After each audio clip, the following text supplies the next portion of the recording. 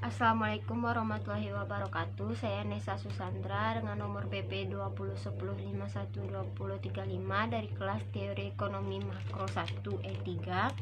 Saya membuat video ini untuk menyampaikan pendapat saya mengenai video YouTube yang diberikan oleh Bapak dengan judul Arah Pembangunan Sumatera Barat di Tengah Pandemi COVID-19.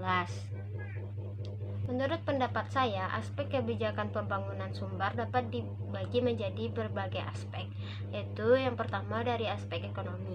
Selama 1 dekade terakhir, perencanaan Sumbar mengalami penurunan dan kenaikan. Setelah terjadi bencana pada tahun 2009, ekonomi mengalami penurunan. Setelah itu mulai mengalami kenaikan kembali bertahap-tahap selama 1 tahun setelah tahun berikutnya, tetapi mengalami penurunan kembali saat terjadinya virus COVID-19. Pertumbuhan ekonomi di Sumbar mengalami dalam konteks Q2Q tidak separah dari nasional, dan juga dalam konteks Q2Y telah stabil dari nasional. Selama 1 dekade terakhir, perdagangan dan pertanian mengalami penurunan. Hal ini menjadi penyebab dalam kerentanan ekonomi rumah tangga di Sumbar. Sedangkan dalam aspek digitalisasi, Sumbar dalam penggunaan teknologi baru sampai batas kebutuhan komunikasi. Jadi masih diperlukannya edukasi atau arahan kepada masyarakat Sumbar. Virus COVID-19 sendiri mengalami titik puncak pada bulan September tahun 2020 di Sumbar, yaitu menyentuh angka 15%, tetapi dapat mengalami penurunan pada bulan-bulan berikutnya. Seperti yang diketahui, saat ini Indonesia mengadakan vaksinisasi secara besar-besaran terhadap masyarakat Indonesia. Akan tetapi, tingkat vaksin di Sumbar masih sangat rendah. Hal ini terjadi karena beberapa alasan.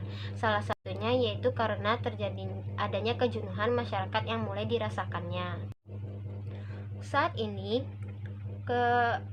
tingkat kepatuhan masyarakat Sumbar dengan memakai masker dan menjaga jarak sangat rendah karena kurangnya edukasi dan pemahaman terhadap hal tersebut. Tidak hanya soal memakai masker dan menjaga jarak, tetapi masyarakat masih tidak patuh saat berpariwisata. Sektor pariwisata secara umum belum berkolaborasi secara erat dengan protokol kesehatan. Saat ini masih banyak terjadi event-event yang dilakukan tanpa adanya protokol kesehatan COVID-19. Jadi, dari hal-hal di atas dapat dikatakan Sumbar ini bagaikan ulat bulu yang berjuang menjadi kupu-kupu, yaitu Sumbar harus berusaha agar dapat melawan pandemi ini dengan saling membantu satu sama lain agar tercapainya tujuan bersama, yaitu tujuan tersebut.